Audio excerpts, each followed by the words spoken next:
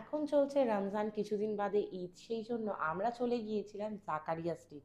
সেখানে কিন্তু বিভিন্ন ধরনের ফুড স্টল রয়েছে আর খুব ফেমাস ফেমাস খাবার পাওয়া যায়। তো সেই জন্য আমি আর আমার বোন আমাদের বাড়ির সামনে মেট্রো ধরে নিয়েছিলাম এবং মেট্রো ধরে পৌঁছে গিয়েছিলাম এমজি রোড, অর্থাৎ মহাত্মা গান্ধী রোড। মহাত্মা গান্ধী রোডে 3 নম্বর গেট থেকে আমরা বেরিয়ে পৌঁছে গিয়েছিলাম মোহাম্মদ আলী পার্ক সোজা হেঁটে।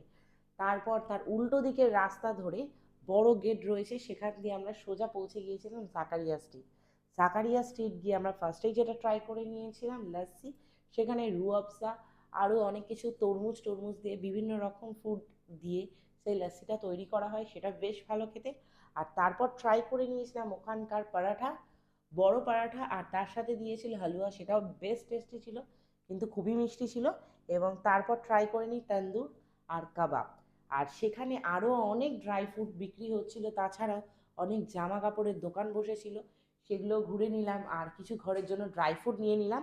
তারপর আমরা বাড়ি চলে এলাম। তোমরা যদি জাকারিয়া স্ট্রিটে ফুড ট্রাই করতে চাও তাহলে দেরি না করে চট জলদি বেরিয়ে পড়ো।